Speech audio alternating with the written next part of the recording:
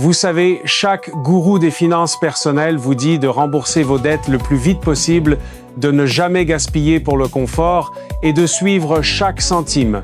Ils affirment que si vous suivez simplement ces règles strictes et surveillez votre budget comme si votre vie en dépendait, la richesse apparaîtra comme par magie devant vous. Eh bien, j'ai enfreint presque toutes ces règles prétendument sacrées et devinez quoi, c'est exactement ce qui m'a rendu beaucoup plus riche au fil de ces dernières années.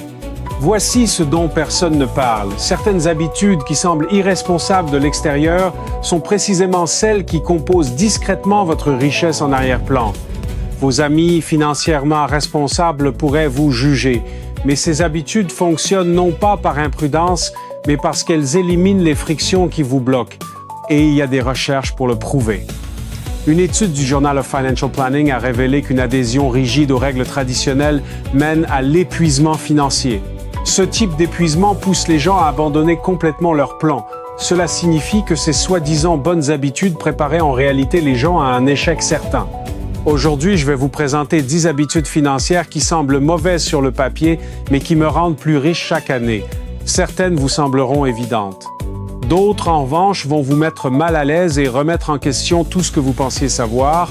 Préparez-vous à changer de perspective, plongeons dans le vif du sujet. Commençons par la première habitude, et elle va certainement en contrarier plus d'un. Je ne paie pas de supplément sur mon prêt hypothécaire, je ne verse jamais mes primes dessus. Chaque fois que je dis cela, on me regarde comme si je venais d'avouer un crime. La sagesse conventionnelle est claire, la dette est mauvaise, remboursez-la pour mieux dormir. Mais voici ce que personne ne demande, à quel prix? Mon prêt est bloqué à un taux d'intérêt bas, tandis que le SP500 a généré en moyenne 10% de rendement annuel. Chaque euro supplémentaire que je consacre au prêt me fait économiser mon taux, disons 3 à 4%. Chaque euro investi m'a historiquement rapporté 10%. C'est une différence de 6 à 7% sur des centaines de milliers d'euros sur plusieurs décennies. Cet écart ne fait pas que s'additionner, il se multiplie massivement. Nous parlons de centaines de milliers d'euros de différence au moment de la retraite. Les gens ne remboursent pas leurs prêts par logique mathématique, mais parce que cela fait du bien. Je respecte cela. La tranquillité d'esprit est réelle. Mais elle a un prix et la plupart ignorent ce qu'ils paient. Les chercheurs appellent cela les mathématiques émotionnelles. Les mathématiques émotionnelles disent que zéro dette égale sécurité. Les mathématiques réelles disent que votre dette bon marché est un outil financier exceptionnel. Utilisez-le. Donc non, je ne rembourse pas mon prêt par anticipation et cette mauvaise habitude place discrètement des dizaines de milliers d'euros supplémentaires dans mes investissements. Deuxième habitude, dépenser plus pour la commodité. Cela ressemble à une excuse que les paresseux se racontent. Je paie quelqu'un pour nettoyer ma maison et livrer mes courses. Je paie pour le lavage de voiture au lieu de le faire moi-même. Mauvais avec l'argent, n'est-ce pas? Pas si vous y réfléchissez plus de 5 secondes avec une vision globale. Voici la question que personne ne pose. Que vaut réellement votre temps? Pas ce que vous gagnez par heure, mais la valeur tangible d'une heure libre dans votre propre vie. Si payer 40 € pour nettoyer vous redonne 3 heures pour vous reposer, mieux travailler ou créer un revenu annexe, ces 40 € vous ont fait gagner de l'argent. Des recherches de Harvard et de l'Université de la Colombie-Britannique montrent que dépenser pour acheter du temps augmente considérablement la satisfaction globale de la vie. Ce n'est pas une astuce de riche, cela fonctionne à presque tous les niveaux de revenus. Le piège est de penser que la frugalité signifie devoir absolument tout faire soi-même. La frugalité sans calcul du temps n'est qu'une souffrance performative. Vous dépensez votre ressource la plus précieuse et non renouvelable, le temps, pour sauver quelques euros. Ces quelques euros économisés ne changent absolument rien à votre situation. Les personnes fortunées l'ont compris, elles protègent d'abord leur temps, puis optimisent les coûts. Donc oui, je dépense trop pour le confort et c'est l'une de mes meilleures décisions financières. Troisième habitude, ignorer totalement les petites dépenses du quotidien. Vous avez sûrement entendu parler du facteur LAT. L'idée que votre café quotidien à 5 € est la seule raison pour laquelle vous n'êtes pas encore devenu très riche. On vous dit que si vous supprimiez ces petites indulgences pour investir à la place, vous seriez millionnaire. Techniquement, les mathématiques fonctionnent si on ignore la vraie vie. Le problème, c'est que être obsédé par des achats à 5 € donne à votre cerveau l'illusion du contrôle, pendant que les véritables décisions destructrices passent inaperçues. votre location de voiture qui coûte 200 € de trop, l'assurance que vous n'avez pas comparée depuis 4 ans ou cette augmentation que vous n'avez jamais négociée. Ce sont ces grandes décisions qui modifient votre valeur nette de plusieurs milliers d'euros, pas le café. La recherche montre que notre bande passante cognitive est très limitée.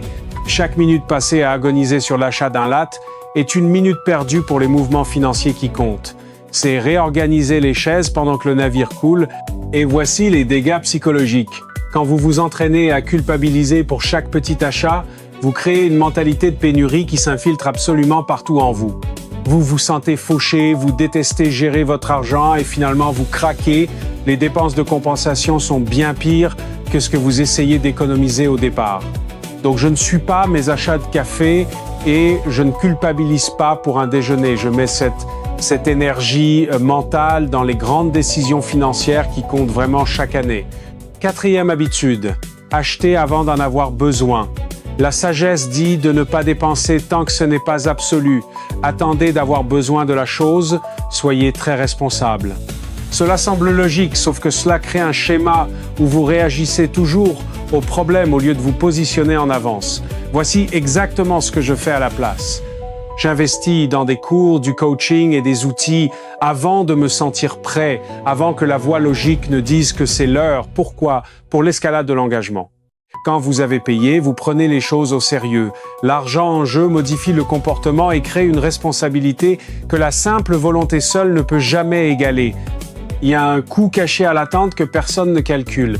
Le coût du retard. Les revenus que vous n'avez pas gagnés parce que vous avez attendu 6 mois pour apprendre la compétence. L'opportunité manquée faute du bon outil.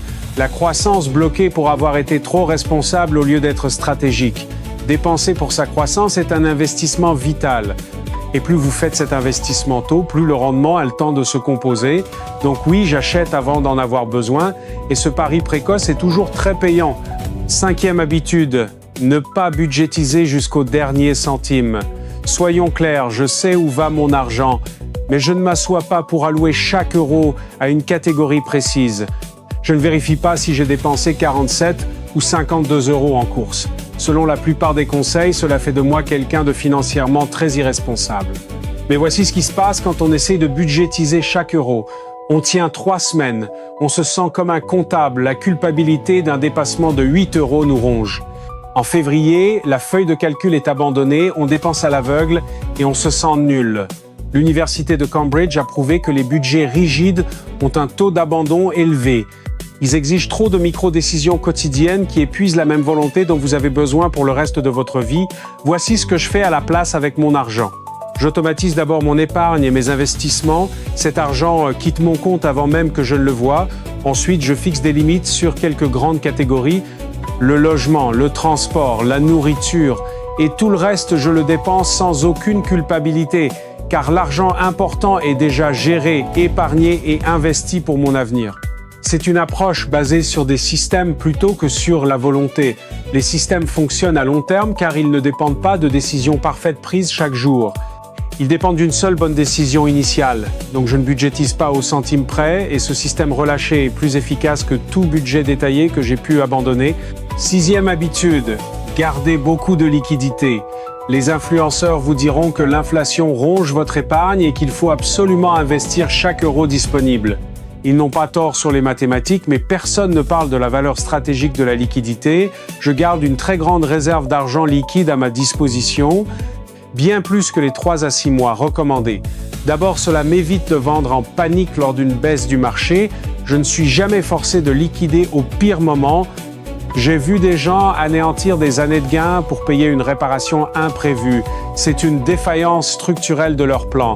Ensuite, l'argent liquide représente l'optionnalité pure. C'est la capacité d'agir vite face à une opportunité, une affaire immobilière ou un investissement. Ceux qui peuvent signer un chèque immédiatement ont un avantage massif. Ils sont plus riches parce qu'ils avaient les liquidités pour agir quand les autres ne le pouvaient pas. Enfin, les réserves d'argent changent votre façon de prendre des décisions. Quand vous êtes en sécurité pour un an, vous négociez différemment et vous refusez les mauvaises affaires. Vous ne prenez pas de clients par désespoir, vous agissez avec force. Le stress financier altère littéralement les fonctions cognitives.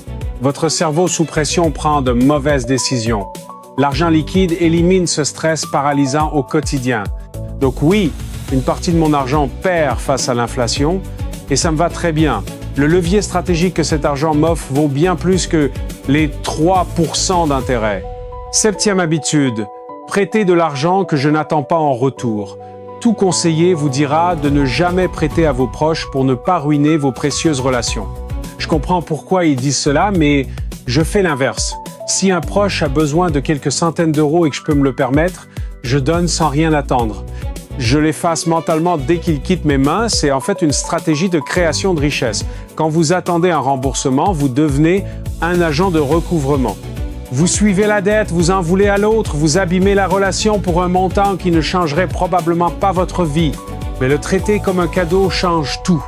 Vous protégez la relation, vous bâtissez la confiance, vous devenez quelqu'un sur qui on peut compter. Sur une vie, cette réputation se compose d'une manière impossible à chiffrer. Car voici la vérité inconfortable.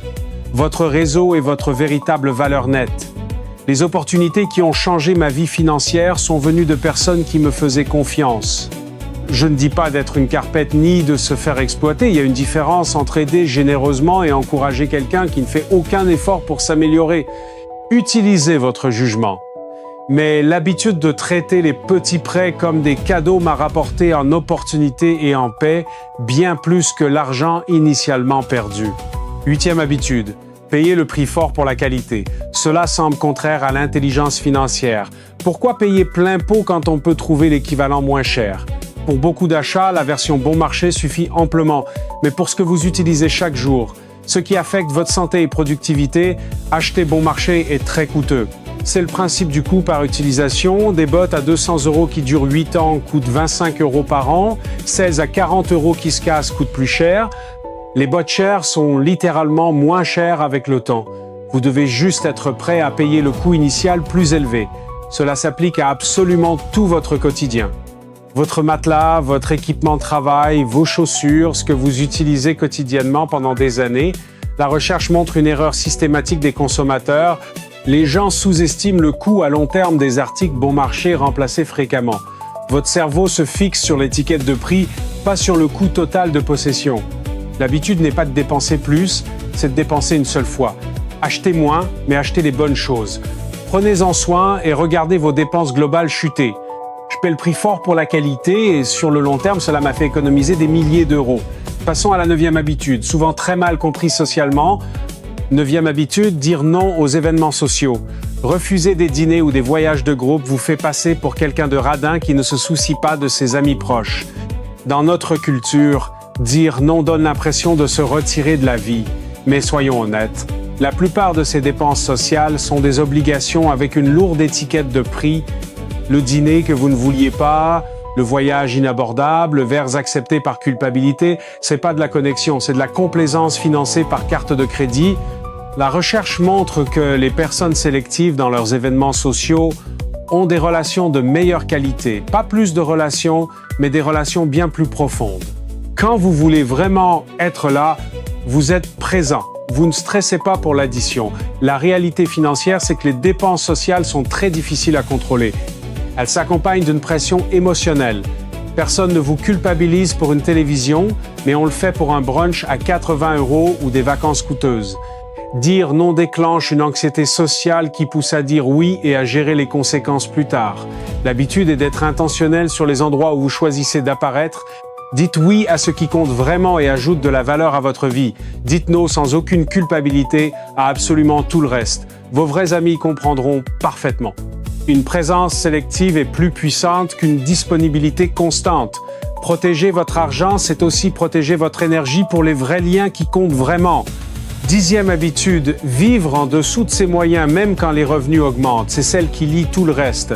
Quand les gens obtiennent une augmentation, le style de vie suit. Nouvel appartement, nouvelle voiture, nouveau restaurant, les revenus ont augmenté de 30%, les dépenses aussi. L'écart de création de richesse reste exactement le même. C'est ce qu'on appelle la dérive des habitudes de vie.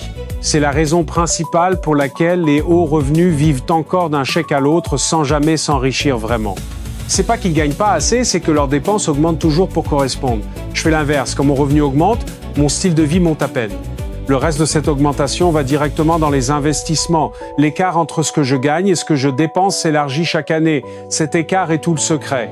Construire une vraie richesse ne dépend pas de combien vous gagnez, mais de combien vous conservez. Quelqu'un qui gagne 200 000 et dépense presque tout n'a aucun pouvoir.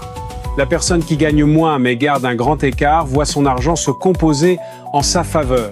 Sur 20 ans, cette différence devient littéralement une transformation de vie totale. Ne pas rembourser le prêt tôt maximise cet écart. Ignorer les petites dépenses protège votre énergie pour cet écart. Dire non socialement empêche cet écart de se rétrécir inutilement. Les gens qui ont l'air riches ne le sont généralement pas. Ceux qui sont vraiment riches n'en ont pas l'air. Ils sont tombés amoureux de l'écart financier, pas de l'amélioration du statut. Voilà donc 10 habitudes financières qui semblent mauvaises sur le papier, mais qui construisent discrètement la richesse. Des habitudes ennuyeuses, mais c'est là que l'argent pousse. Aucune de ces habitudes n'est excitante ou ne vous vaudra des likes sur les réseaux sociaux. Elles ne ressemblent pas aux conseils traditionnels, mais c'est pour cela qu'elles fonctionnent. Si cela a changé votre façon de penser à vos habitudes, cliquez sur « J'aime ».